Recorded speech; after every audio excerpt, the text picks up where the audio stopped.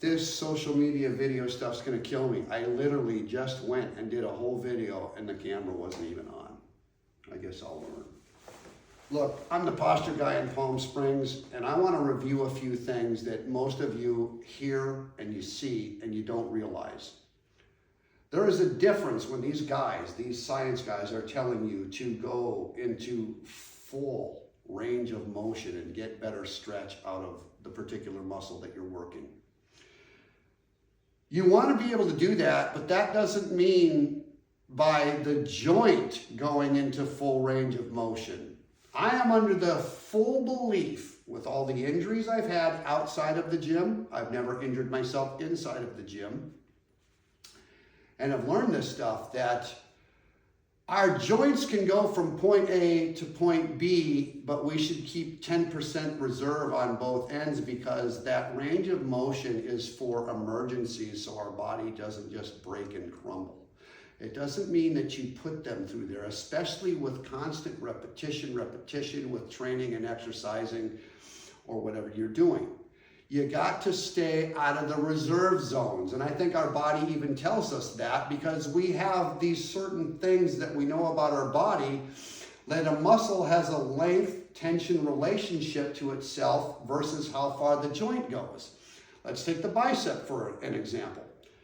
90 degrees, it's the strongest, and right? And when we curl about to here, a little past 90, and drop down into the resting length with our shoulder back so it can't go further, that's the range that that muscle has good strength. Now the problem is most people sit with their shoulders forward no matter what bicep thing they're doing, especially the preacher curl bench that forces you into this shoulder position. That's why I like the flat top preacher, because you can pull your shoulders back, and then when I go down, my arm won't even open any further than this. If I let go of my shoulder posture, I can go all the way out, and this is how you tear a bicep tendon, because the angle is just too great to pull that bone back. You can see videos of this stuff happening. If you keep your shoulders back, no matter what exercise you're doing, but let's just do it with the bicep. They're back, no matter if I'm on a preacher leaned over or the flat top, because you can't sit the way one of those preacher things is without you trying to remanipulate yourself off the machine, right? These machines start dictating how you sit on them. Here's the seat, sit on it. Here's the reclined seat, recline on it. You shouldn't be approaching equipment that way. You know, we're not going to the gym to sit in a recliner and watch TV. Just because that chair's that way, you shouldn't do that, because it teaches everybody to get a relaxed core and pogo on their spine. And even if, let's just say, they're doing a bench press and it's not requiring, it's just bad practice, it's bad habit, and the tensegrity, the relationship from one joint to another muscle, to the anatomy of the body, they're all connected to the fascia, and they should all be squared up.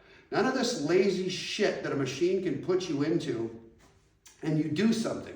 So you've got to figure this stuff out. Not all machines are worth.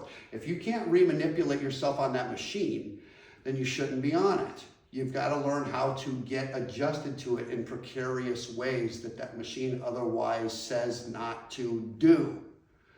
So getting back with that, our body's got neat little safety things in it, right? We've got a thing called the Golgi tendon, and we've got a muscle spindle sensor. And these things tell you that if a weight's too heavy, get rid of it. Or if this weight has stretched you out too far, bring it back before you get into trouble. We have these built-in sensors. And how can you utilize this stuff best? You can't hit a muscle spindle, oh, we're stretched too far, if you've got poor posture, and we can open up a bicep all the way to where the bone opened up. We don't even have a full muscle stretch in the muscle that way. But if I had pulled my shoulders back, when I come to the bottom of the curl, I can't even get my tendon to open up into full bone. That's how we utilize finding the end of the tendon, and we could utilize the body's safety zones and get full extension like all of these science dudes are trying to tell you. You can't get the muscle and tendon full extension in poor posture. You're going to reach joint full extension. Now remember what I was saying earlier, a muscle is strong to its length-tension relationship. It's strong in a zone, right? That's why you see guys get a piss poor, it's getting weak up here, and so they'll arch their back and pull that weight up. That wasn't a curl. And we want to utilize gravity. Our bodies were built to basically utilize gravity, not to go into a gym and find out that these neat machines got camming systems, cable systems that can alter the way gravity pulls on our body. Our body's designed to work in a synergistic fashion with gravity pulling on us. And so if we lean properly into a curl on that thing and pull our shoulders back, I can't fully extend, and I'll never tear a tendon, and I'm getting that good muscle stretch that these science guys are looking for, and then I can pull it back, and when my shoulders are pulled back, that muscle won't even let me come back much more past 90 degrees. It just won't move. It won't. But if I lower my shoulders, I can get into this area that's called now active muscle insufficiency. It got so short, the muscle's way weak there, and all we managed to do was to cam our other joints or body towards gravity to get that weight flipped up to us. Well, when we're in the gym training, we're not trying to find cheats. We're trying to find how to make this stuff as difficult as possible to put the proper stress on our tissue and then go home and nurture it with food and liquids and sleeping and a peaceful mind so that it can heal. And then when it's healed, go back to the gym and put all the stress on it again as minimally as you can, but maximally for it, right? Training incorrectly is putting way more stress in your body. It's going to cause cortisol and inflammation and other joints to hurt and all kinds of stress on you and sweating. That is not efficient. If you would hold posture and use your core is your foundation, and your core is also your monitor. Your core will always open up first when anything else that's getting worked in the body is stressed. So if you find good posture and your core is loaded and your shoulders are good and your posture is right, when I'm doing these exercises, when they finally get too heavy, guess what happens?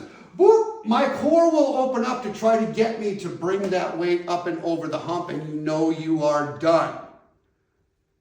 You cannot do that if you're already just doing that crap to begin with in training open core. You don't have your safety check. You don't know when to stop. You don't know how badly you're cheating. So, proper posture dictates a solid core, a shoulder neutral position back, no matter what exercise. I don't care if you're squatting or doing anything else. This stuff is important. Especially in martial arts, I can throw way stronger punches and kicks when I find neutral, and I can be way quicker, right? It gives me all kinds of advantages versus bad posture. The posture is everything. I don't care what you're doing in life. I don't care if it's golfing or yoga or tennis or swimming or sleeping or whatever. Your proper posture makes everything happier. And you spent your whole life getting lazier and lazier and lazier, right? Why do I sit on this thing with this block under here? When my hip is open to 120 degrees or so, it makes my lower spine go into neutral. It makes me be able to pull back, and I can sit upright without putting a hyper extension in my back. If you sit in most chairs that have you too low, and my knee's almost 90 to here, if you want to look good sitting in your chair, you got to put a lot of hyperextension in your back and open your core up. This might look good, but it is not healthy for you. All you had to do was raise the seat and open up your hip, and this will automatically come into a good position and neutral, and you feel good here. This is how you should be sitting up with a 90 on your typing and everything else, and driving. But cars have seats so low, but we do have techniques to get you up and cheat it a little bit. Look, posture is everything. You have to have it. If you can't figure out the most mobile joint in your body, how, which is the highest on your body, to keep it in neutral, it will pull you over. It will just ruin you. So this is what we teach. So get on over here. Let's get your posture figured out. So no matter what activity you're doing, you're not killing yourself. All right, till next time.